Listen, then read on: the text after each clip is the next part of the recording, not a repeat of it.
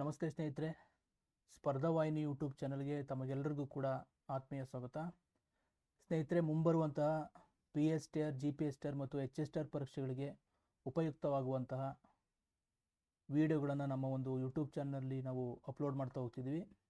ಮೊದಲಿಗೆ ನಾವು 5ನೇ ತರಗತಿಯ ಪರಿಸರ ಅಧ್ಯಯನದ ವಿಷಯಕ್ಕೆ ಸಂಬಂಧಿಸಿದಂತಹ ಅಧ್ಯಾಯವಾರು ಪ್ರಮುಖ ಪ್ರಶ್ನೋತ್ತರಗಳನ್ನು ಮಾಡ್ತಾ ಹೋಗ್ತಿದ್ದೀವಿ. ಇದು ಆ ಒಂದು ವಿಷಯಕ್ಕೆ ಸಂಬಂಧಿಸಿದ 6ನೇ ವಿಡಿಯೋ ಆಗ್ತದೆ. ಅಧ್ಯಾಯ 6ರ ವಾಯು ಎಂಬ ಪಾಠದ ಪ್ರಮುಖ 25 ಪ್ರಶ್ನೋತ್ತರಗಳನ್ನು ಇವತ್ತಿನ ತರಗತಿಯಲ್ಲಿ ತಿಳ್ಕೊಳ್ತಾ ಹೋಗ್ತೀವಿ. ಈ ವಿಡಿಯೋ ನಿಮ್ಮ ಪರೀಕ್ಷಾ ಸಿದ್ಧತೆಗೆ ತುಂಬ ಒಂದು ಉಪಯುಕ್ತ ಆಗ್ತದೆ ಅಂತ ಹೇಳ್ತಾ ಇವತ್ತಿನ ತರಗತಿಯನ್ನು ಶುರು ಮಾಡೋಣ.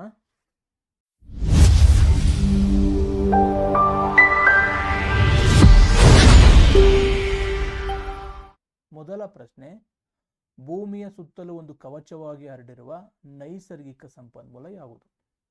ಭೂಮಿಯ ಸುತ್ತಲೂ ಒಂದು ಕವಚದ ರೀತಿ ಹರಡಿರುವಂತಹ ನೈಸರ್ಗಿಕ ಸಂಪನ್ಮೂಲ ಯಾವುದು? ಜಲಗೋಳ, ವಾಯುಗೋಳ, ಶಿಲಗೋಳ, ಜೀವಗೋಳ. ಈ 4 ಆಯ್ಕೆಗಳಲ್ಲಿ ವಾಯುಗೋಳ ಅನ್ನೋದು ಸರಿಯಾದ ಉತ್ತರ. ಭೂಮಿಯ ಸುತ್ತಲೂ ಗಾಳಿಯು ಒಂದು ಕವಚದಂತೆ ಹರಡಿಕೊಂಡಿದೆ. ಇದನ್ನು ನಾವು ವಾಯುಗೋಳ ಅಂತ ಕರಿತೀವಿ. ಏನಂತ ಕರಿತೀವಿ? ವಾಯುಗೋಳ ಅಂತ ಕರಿತೀವಿ. ಇದು ಭೂಮಿಯ ಮೇಲಿರುವ ಜೀವಿಗಳ ರಕ್ಷಣೆಗೆ ಅಗತ್ಯವಾಗಿರುವಂಥದ್ದನ್ನು ನಾವು ನೋಡ್ಬೋದು. ಮುಂದಿನ ಪ್ರಶ್ನೆ, ವಾಯುವು ಈ ಕೆಳಗಿನ ಯಾವುದಕ್ಕೆ ಸರಿಯಾದ ಉದಾಹರಣೆಯಾಗಿದೆ? ಏಕರೂಪದ ಅನಿಲ, ಅನೇಕ ಅನಿಲಗಳ ಮಿಶ್ರಣ, ಕೇವಲ ಆಕ್ಸಿಜನ್ ಗುಂಪು, ದ್ರವರೂಪದ ಸಂಪನ್ಮೂಲ. ಈ 4 ಆಯ್ಕೆಗಳಲ್ಲಿ ವಾಯುವು ಅನೇಕ ಅನಿಲಗಳ ಮಿಶ್ರಣವಾಗಿದೆ. ಅಂದರೆ ವಾಯು ಕೇವಲ ಒಂದು ಅನಿಲವಲ್ಲ, ಅದರಲ್ಲಿ ನೈಟ್ರೋಜನ್, ಆಕ್ಸಿಜನ್, ಕಾರ್ಬನ್ ಡೈಆಕ್ಸೈಡ್ನಂತಹ ಅನೇಕ ಅನಿಲಗಳು ಸೇರಿಕೊಂಡಿರುವಂತಹ ಒಂದು ಮಿಶ್ರಣವಾಗಿದೆ. ಮುಂದಿನ ಪ್ರಶ್ನೆ, ವಾಯುವಿನಲ್ಲಿ ಅತಿ ಹೆಚ್ಚು ಪ್ರಮಾಣದಲ್ಲಿ ಕಂಡುಬರುವ ಘಟಕ ಯಾವುದು? ಆಯ್ಕೆಗಳು ಆಕ್ಸಿಜನ್, ನೈಟ್ರೋಜನ್, ಕಾರ್ಬನ್ ಡೈಆಕ್ಸೈಡ್, ನೀರಾವಿ. ನೋಡಿ, ವಾಯುವಿನ ಒಟ್ಟು ಸಂಯೋಜನೆಯಲ್ಲಿ ನೈಟ್ರೋಜನ್ ಅನಿಲದ ಪ್ರಮಾಣ ಅತಿ ಹೆಚ್ಚಿನ ಪ್ರಮಾಣದಲ್ಲಿದೆ. ಅಂದರೆ ಸುಮಾರು 78% ಈ ನೈಟ್ರೋಜನ್ ವಾಯುವಿನ ಸಂಯೋಜನೆಯಲ್ಲಿ ಇರುವುದನ್ನು ನಾವು ನೋಡ್ಬೋದು. ಮುಂದಿನ ಪ್ರಶ್ನೆ, ನಾವು ಮತ್ತು ಇತರ ಪ್ರಾಣಿಗಳು ಉಸಿರಾಡಲು ವಾಯುವಿನಲ್ಲಿರುವ ಯಾವ ಅನಿಲವನ್ನು ಬಳಸುತ್ತೇವೆ? ಕಾರ್ಬನ್ ಡೈಆಕ್ಸೈಡ್, ನೈಟ್ರೋಜನ್, ಆಕ್ಸಿಜನ್, ಜಡ ಅನಿಲ. ಜಡ ಅನಿಲ. ಈ 4 ಆಯ್ಕೆಗಳಲ್ಲಿ ಆಕ್ಸಿಜನ್ ಅನ್ನೋದು ಸರಿಯಾದ ಉತ್ತರ ಆಗ್ತದೆ. ನೋಡಿ, ಮನುಷ್ಯರು ಸೇರಿದಂತೆ ಸಸ್ಯಗಳಾಗಿರ್ಬೋದು, ಪ್ರಾಣಿಗಳಾಗಿರ್ಬೋದು, ಉಸಿರಾಟಕ್ಕೆ ಆಕ್ಸಿಜನ್ ಅಥವಾ ಆಮ್ಲಜನಕವನ್ನು ಬಳಸಿಕೊಂಡು ಉಸಿರಾಟ ಕ್ರಿಯೆಯನ್ನು ನಡೆಸುತ್ತವೆ. ಮುಂದಿನ ಪ್ರಶ್ನೆ, ಯಾವುದೇ ಇಂಧನ ದ್ರವ್ಯಗಳನ್ನು ಉರಿಸಲು ಕೆಳಗಿನ ಯಾವುದರ ಅವಶ್ಯಕತೆ ಇದೆ? ಆಕ್ಸಿಜನ್, ನೈಟ್ರೋಜನ್, ಕಾರ್ಬನ್ ಡೈಆಕ್ಸೈಡ್, ಧೂಳಿನ ಕಣಗಳು. ಇದಕ್ಕೆ ಸರಿಯಾದ ಉತ್ತರ ಆಕ್ಸಿಜನ್. ನೋಡಿ, ವಸ್ತುಗಳು ಅಥವಾ ಇಂಧನಗಳು ಉರಿಯಲು ಸಹಾಯ ಮಾಡುವಂತಹ ಅನಿಲವೇ ಆಕ್ಸಿಜನ್. ಯಾವುದಾದ್ರೂ ವಸ್ತುಗಳು ಉರಿಬೇಕು ಅಂತಂದರೆ ಆಕ್ಸಿಜನ್ನು ಇರಲೇಬೇಕು, ಇಲ್ಲಾಂದರೆ ಅದು ಉರಿಲಿಕ್ಕೆ ಸಾಧ್ಯನೇ ಇಲ್ಲ. ಸೊ ಹಾಗಾಗಿ ದಹನ ಕ್ರಿಯೆ ಆಗಬೇಕಂದ್ರೆ ಆಕ್ಸಿಜನ್ ಅಥವಾ ಆಮ್ಲಜನಕದ ಅನಿಲ ಬೇಕಾಗ್ತದೆ. ಮುಂದಿನ ಪ್ರಶ್ನೆ, ವಾಯುಮಂಡಲದಲ್ಲಿ ಕಾರ್ಬನ್ ಡೈಆಕ್ಸೈಡ್ ಪ್ರಮಾಣ ಸಾಮಾನ್ಯವಾಗಿ ಎಷ್ಟಿರುತ್ತದೆ? 21%, 0.04%, 78%, 0.96%. ಈ 4 ಆಯ್ಕೆಗಳಲ್ಲಿ ಕಾರ್ಬನ್ ಡೈಆಕ್ಸೈಡ್ ಪ್ರಮಾಣ ವಾಯುವಿನಲ್ಲಿ ಸುಮಾರು 0.04ರಷ್ಟು ಇರುವುದನ್ನು ನಾವು ನೋಡ್ತೀವಿ. ನೋಡಿ, ವಾಯುವಿನಲ್ಲಿ ಕಾರ್ಬನ್ ಡೈಆಕ್ಸೈಡ್ ಪ್ರಮಾಣವು ಬಹಳ ಕಡಿಮೆ ಇರುವುದಂತ ನೋಡ್ತೀವಿ. ಅಂದರೆ ಶೇಕಡ ಎಷ್ಟಿದೆ ಅಂತಂದರೆ 0.04ರಷ್ಟು ಇದರ ಪ್ರಮಾಣ ಇರುವುದನ್ನು ನೋಡ್ತೀವಿ. ಮುಂದಿನ ಪ್ರಶ್ನೆ, ಗಾಜಿನ ಲೋಟವನ್ನು ನೀರಿನ ತೊಟ್ಟಿಗೆ ಬೋರಲಾಗಿ ಒತ್ತಿದಾಗ ನೀರು ಒಳಗೆ ಹೋಗದಿರಲು ಕಾರಣವೇನು? ಆಯ್ಕೆಗಳು ಲೋಟವು ಭಾರವಾಗಿದೆ, ಲೋಟದಲ್ಲಿ ವಾಯು ತುಂಬಿ ಜಾಗ ಆಕ್ರಮಿಸಿರುವುದು, ಲೋಟದಲ್ಲಿ ಶೂನ್ಯ ಪ್ರದೇಶವಿರುವುದು, ನೀರಿನ ಒತ್ತಡ ಕಡಿಮೆ ಇರುವುದು. ಇದಕ್ಕೆ ಸರಿಯಾದ ಉತ್ತರ ಲೋಟದಲ್ಲಿ ವಾಯು ತುಂಬಿ ಜಾಗವನ್ನು ಆಕ್ರಮಿಸಿರುವುದು. ನೋಡಿ, ಖಾಲಿ ಲೋಟವು ನಿಜವಾಗಿಯೂ ಅದರಲ್ಲಿ ಖಾಲಿಯಾಗಿರುವುದಿಲ್ಲ, ಅದರಲ್ಲಿ ವಾಯು ತುಂಬಿರುತ್ತದೆ. ಸೊ ಹಾಗಾಗಿ ಆ ಜಾಗವನ್ನು ನೀರು ಆಕ್ರಮಿಸಿಕೊಳ್ಳಕ್ಕೆ ಸಾಧ್ಯವಿಲ್ಲ. ವಾಯುವು ಚಲಿಸಲು ಪ್ರಾರಂಭಿಸಿದಾಗ ಅದನ್ನು ಏನೆಂದು ಕರೆಯುತ್ತಾರೆ? ತಂಗಾಳಿ, ಗಾಳಿ, ವಾಯುಗೋಳ, ಆಕ್ಸಿಜನ್. ನೋಡಿ, ವಾಯುವು ಚಲಿಸಲು ಪ್ರಾರಂಭಿಸುವುದನ್ನು ನಾವು ಗಾಳಿ ಎಂದು ಕರೆಯುತ್ತೀವಿ. ಇದಕ್ಕೆ ಸರಿಯಾದ ಉತ್ತರ ಗಾಳಿ. ಮುಂದಿನ ಪ್ರಶ್ನೆ, ಈ ಕೆಳಗಿನ ಯಾವ ಘಟನೆಯು ವಾಯುವಿಗೆ ಶಕ್ತಿ ಇದೆ ಎಂಬುದನ್ನು ಸಾಬೀತುಪಡಿಸುತ್ತದೆ? ದೀಪ ಉರಿಯುವುದು, ಮನೆಯ ಚಾವಣಿಗಳು ಹಾರಿ ಹೋಗುವುದು, ನೀರು ಕುದಿಯುವುದು, ಸಸ್ಯಗಳು ಬೆಳೆಯುವುದು. ನೋಡಿ, ಇದಕ್ಕೆ ಸರಿಯಾದ ಉತ್ತರ ಮನೆಯ ಚಾವಣಿಗಳು ಹಾರಿ ಹೋಗುವುದು ಸರಿಯಾಗ್ತದೆ. ನೋಡಿ, ಗಾಳಿಯು ಜೋರಾಗಿ ಬೀಸಿದಾಗ ಮನೆಯ ಚಾವಣಿಗಳು ಹಾರಿ ಹೋಗುತ್ತವೆ ಮತ್ತು ನಾವು ನಡೆಯುವಾಗ ನಮ್ಮನ್ನು ಹಿಂದಕ್ಕೆ ತಳ್ಳಿದಂತಾಗುತ್ತದೆ. ಇದರಿಂದ ಗಾಳಿಗೆ ಶಕ್ತಿ ಇದೆ ಎಂಬುದನ್ನು ನಾವು ತಿಳ್ಕೊಬಹುದು. ಮುಂದಿನ ಪ್ರಶ್ನೆ, ಸೈಕಲ್ ಅಥವಾ ವಾಹನದ ಟೈರು ಪಂಚರ್ ಆದಾಗ ಏನಾಗುತ್ತದೆ? ವಾಹನದ ವೇಗ ಹೆಚ್ಚಾಗುತ್ತದೆ, ಟ್ಯೂಬ್ನಲ್ಲಿರುವಂಥ ಗಾಳಿ ಹೊರಗೆ ಹೋಗುವಂಥದ್ದು, ಟೈರ್ ಗಾತ್ರ ದೊಡ್ಡದಾಗುವಂಥದ್ದು, ವಾಹನಕ್ಕೆ ಶಕ್ತಿ ಬರ್ತದೆ. ನಮಗೆಲ್ಲರಿಗೂ ಕೂಡ ಗೊತ್ತು, ಸೈಕಲ್ ಅಥವಾ ವಾಹನದ ಟೈರು ಪಂಚರ್ ಆದಾಗ ಆ ಟ್ಯೂಬ್ನಲ್ಲಿರುವಂಥ ಗಾಳಿ ಹೊರಗೆ ಹೋಗ್ತದೆ, ಹೌದಲ್ವ? ಮುಂದಿನ ಪ್ರಶ್ನೆ, ವಾಯುವು ಮಾಲಿನ್ಯಗೊಳ್ಳಲು ಈ ಕೆಳಗಿನ ಯಾವುದು ಪ್ರಮುಖ ಕಾರಣವಾಗಿದೆ? ಮರಗಳನ್ನು ಬೆಳೆಸುವುದು, ಕೈಗಾರಿಕೆಗಳ ಮತ್ತು ವಾಹನಗಳ ಹೊಗೆ, ಸೌರಶಕ್ತಿ ಬಳಕೆ, ಸೈಕಲ್ ಸವಾರಿ. ನೋಡಿ, ಇದಕ್ಕೆ ಸರಿಯಾದ ಉತ್ತರ ಕೈಗಾರಿಕೆ ಮತ್ತು ವಾಹನಗಳ ಹೊಗೆ. ಕಾರ್ಖಾನೆಗಳು, ವಾಹನಗಳು ಹೊರಸೂಸುವಂಥ ಹೊಗೆಯು ಹಾನಿಕಾರಕ ರಾಸಾಯನಿಕಗಳನ್ನು ಒಳಗೊಂಡಿರುವುದರಿಂದ ಅದು ವಾಯುವಿಗೆ ಸೇರಿ ವಾಯು ಮಾಲಿನ್ಯವಾಗುವುದನ್ನು ನಾವು ಕಾಣ್ಬೋದು. ಮುಂದಿನ ಪ್ರಶ್ನೆ, ವಾಯು ಮಾಲಿನ್ಯದಿಂದ ಮನುಷ್ಯರಲ್ಲಿ ಉಂಟಾಗುವಂತಹ ಗಂಭೀರ ಆರೋಗ್ಯ ಸಮಸ್ಯೆ ಯಾವುದು? ಕಾಮಾಲೆ ರೋಗ, ಶ್ವಾಸಕೋಶ ಮತ್ತು ಉಸಿರಾಟದ ತೊಂದರೆ, ಮೂಳೆ ನೋವು, ಹಲ್ಲಿನ ಸಮಸ್ಯೆ. ನೋಡಿ, ವಾಯು ಮಾಲಿನ್ಯದಿಂದ ಶ್ವಾಸಕೋಶಕ್ಕೆ ಸಂಬಂಧಿಸಿದ ಮತ್ತು ಉಸಿರಾಟಕ್ಕೆ ಸಂಬಂಧಿಸಿದಂತಹ ತೊಂದರೆಗಳು ಉಂಟಾಗುವುದನ್ನು ನಾವು ನೋಡ್ತೀವಿ. ಕಲುಷಿತ ಗಾಳಿಯನ್ನು ಉಸಿರಾಡುವುದರಿಂದ ಹೃದ್ರೋಗ, ಕ್ಯಾನ್ಸರ್ ಮತ್ತು ಪ್ರಮುಖ ಉಸಿರಾಟದ ತೊಂದರೆಗಳು ಉಂಟಾಗ್ತವೆ. ಮುಂದಿನ ಪ್ರಶ್ನೆ, ವಾಯು ಮಾಲಿನ್ಯವು ಸಸ್ಯಗಳ ಮೇಲೆ ಯಾವ ಕೆಟ್ಟ ಪರಿಣಾಮವನ್ನು ಬೀರುತ್ತವೆ? ಸಸ್ಯಗಳು ವೇಗವಾಗಿ ಬೆಳೆಯುತ್ತವೆ, ಸಸ್ಯಗಳ ಬೆಳವಣಿಗೆ ಮತ್ತು ಇಳುವರಿ ಕಡಿಮೆಯಾಗುತ್ತದೆ, ಸಸ್ಯಗಳು ಹೆಚ್ಚು ಆಕ್ಸಿಜನ್ ನೀಡುತ್ತವೆ, ಯಾವುದೇ ಪರಿಣಾಮ ಬೀರುವುದಿಲ್ಲ. ನೋಡಿ, ಇದಕ್ಕೆ ಸರಿಯಾದ ಉತ್ತರ ಸಸ್ಯಗಳ ಬೆಳವಣಿಗೆ ಮತ್ತು ಇಳುವರಿ ಕಡಿಮೆಯಾಗುವಂಥದ್ದು. ಕಲುಷಿತ ವಾಯುವು ಸಸ್ಯಗಳ ಬೆಳವಣಿಗೆಯನ್ನು ಕುಂಠಿತಗೊಳಿಸುತ್ತದೆ, ಜೊತೆಗೆ ಸಸ್ಯಗಳಿಂದ ದೊರೆಯುವಂಥ ಉತ್ಪನ್ನಗಳ ಪ್ರಮಾಣವನ್ನು ಕೂಡ ಕಡಿಮೆ ಮಾಡುವಂಥದ್ದನ್ನು ನಾವು ನೋಡ್ತೀವಿ. ಮುಂದಿನ ಪ್ರಶ್ನೆ, ವಾಯು ಮಾಲಿನ್ಯ ತಡೆಗಟ್ಟಲು ಇಂಧನವಾಗಿ ಏನನ್ನು ಬಳಸಬೇಕು? ಕಲ್ಲಿದ್ದಲನ್ನು ಬಳಸಬೇಕು, ಪೆಟ್ರೋಲ್, ಸೌರಶಕ್ತಿ ಮತ್ತು ಅನಿಲ ಇಂಧನಗಳು, ಡೀಸೆಲನ್ನು ಬಳಸಬೇಕು.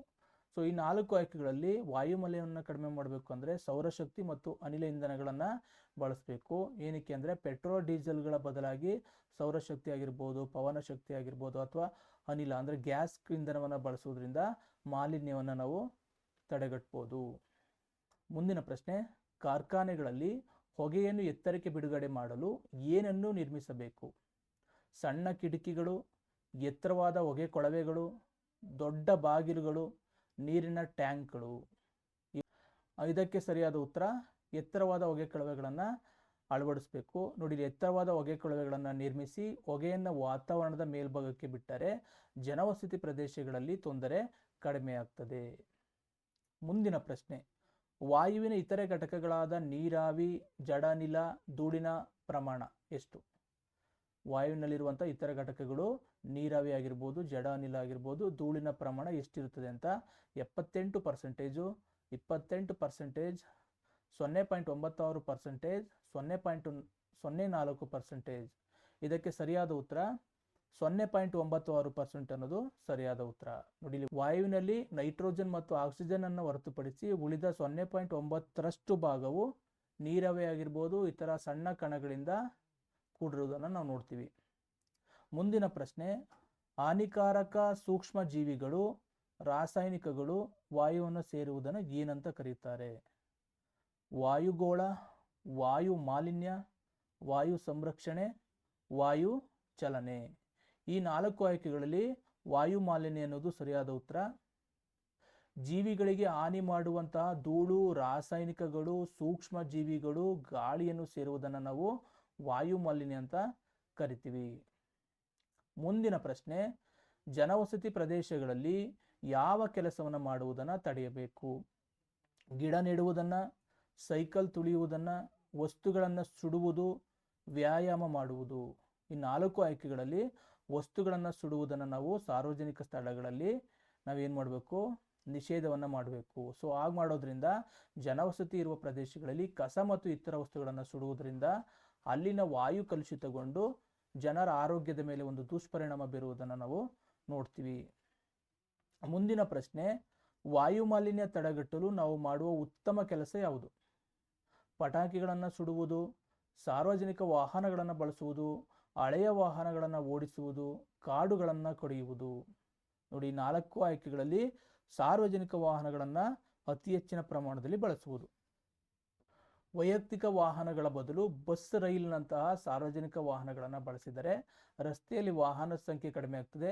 ಜೊತೆಗೆ ಅಲ್ಲಿ ಆ ವಾಹನಗಳಿಂದ ಬಿಡುಗಡೆಯಾಗುವಂಥ ಹೊಗೆಯ ಪ್ರಮಾಣ ತಗ್ಗುವುದರಿಂದ ನಾವು ವಾಯು ಮಾಲಿನ್ಯವನ್ನು ತಡೆಗಟ್ಟಬಹುದು.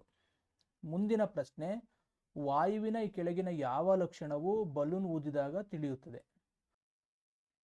ವಾಯುವಿಗೆ ಬಣ್ಣವಿಲ್ಲ, ವಾಯು ಜಾಗವನ್ನು ಆಕ್ರಮಿಸುತ್ತದೆ, ವಾಯು ಕಣ್ಣಿಗೆ ಕಾಣುವುದಿಲ್ಲ, ವಾಯುವು ಅನಿಲಗಳ ಮಿಶ್ರಣ.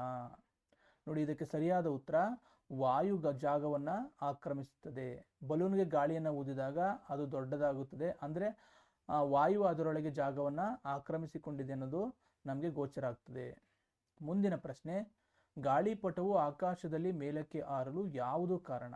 ಬಣ್ಣದ ಕಾಗದ, ಗಾಳಿಯ ಶಕ್ತಿ, ದಾರದ ಉದ್ದ, ಮೋಡಗಳು. ನೋಡಿ, ಇದಕ್ಕೂ ಬೀಸುವ ಗಾಳಿಗೆ ಶಕ್ತಿ ಇದೆ. ಆ ಒಂದು ಶಕ್ತಿಯ ಒತ್ತಡದಿಂದ ಗಾಳಿಪಟ ಮೇಲಕ್ಕೆ ಹಾರ್ತದೆ. ಮುಂದಿನ ಪ್ರಶ್ನೆ, ವಾಯುವಿಗೆ ತೂಕವಿದೆ ಎಂಬುದನ್ನು ತಿಳಿಯಲು ಯಾವ ಪ್ರಯೋಗ ಮಾಡಬಹುದು? ಬಿಸಿಲಿನಲ್ಲಿ ನಿಲ್ಲುವುದು, ತಕ್ಕಡಿ 2 ಕಡೆ ಬಲೂನ್ ಕಟ್ಟಿ ಒಂದರ ಗಾಳಿ ತೆಗೆಯುವುದು, ಗಿಡಕ್ಕೆ ನೀರು ಹಾಕುವುದು, ದೀಪವನ್ನು ಉರಿಸುವುದು. ತಕ್ಕಡಿ 2 ಗಾಳಿ ತುಂಬಿದ ಬಲೂನ್ಗಳನ್ನು ತಕ್ಕಡಿಗೆ ಕಟ್ಟಿದಾಗ ಸಮನಾಗಿರ್ತವೆ. ಒಂದು ಬಲೂನ್ನ ಗಾಳಿ ತೆಗೆದಾಗ ಗಾಳಿ ಇರುವ ಬಲೂನ್ ಕಡೆ ತಕ್ಕಡಿ ಬಾಗುತ್ತದೆ. ವಾಯುವಿಗೆ ತೂಕವಿದೆ ಎಂಬುದನ್ನು ನಾವು ಈ ಒಂದು ಪ್ರಯೋಗದಿಂದ ತಿಳ್ಕೋಬಹುದು. ಮುಂದಿನ ಪ್ರಶ್ನೆ, ಒಣಗಲು ಹಾಕಿದ ಬಟ್ಟೆಗಳು ಗಾಳಿಯಲ್ಲಿ ಹಾರಲು ಕಾರಣವೇನು? ಸೂರ್ಯನ ಬಿಸಿಲು, ಗಾಳಿಯ ಚಲನೆ, ಬಟ್ಟೆಯ ಗಾತ್ರ, ಗಾಳಿಯ ತೂಕ. ವಾಯುವು ಚಲಿಸಲು ಪ್ರಾರಂಭಿಸಿದಾಗ ಅದರ ಒಂದು ಶಕ್ತಿಯಿಂದ ಬಟ್ಟೆ ಹಿಂದಕ್ಕೆ ಮುಂದಕ್ಕೆ ಹಾರುವುದನ್ನು ನಾವು ನೋಡ್ತೀವಿ. ಮುಂದಿನ ಪ್ರಶ್ನೆ, ವಾಯು ಮಾಲಿನ್ಯದಿಂದ ಮನುಷ್ಯರಲ್ಲಿ ಯಾವ ರೋಗದ ಸಾಧ್ಯತೆ ಹೆಚ್ಚುತ್ತದೆ?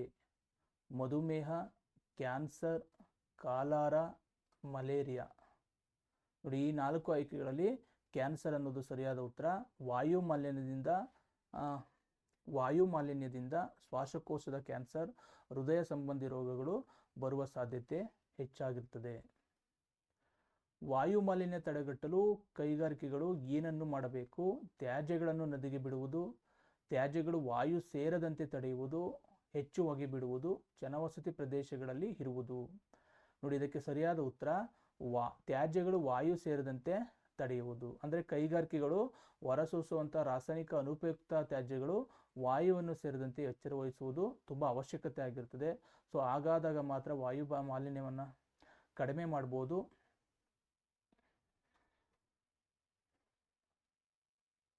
ಸ್ನೇಹಿತರೆ, ಇಲ್ಲಿ ತನಕ ನಾವು ಈ ಒಂದು ಅಧ್ಯಾಯಕ್ಕೆ ಸಂಬಂಧಿಸಿದಂಥ ಪ್ರಮುಖ 25 ಪ್ರಶ್ನೋತ್ತರಗಳ ಬಗ್ಗೆ ಚರ್ಚೆ ಮಾಡಿದ್ದೀವಿ.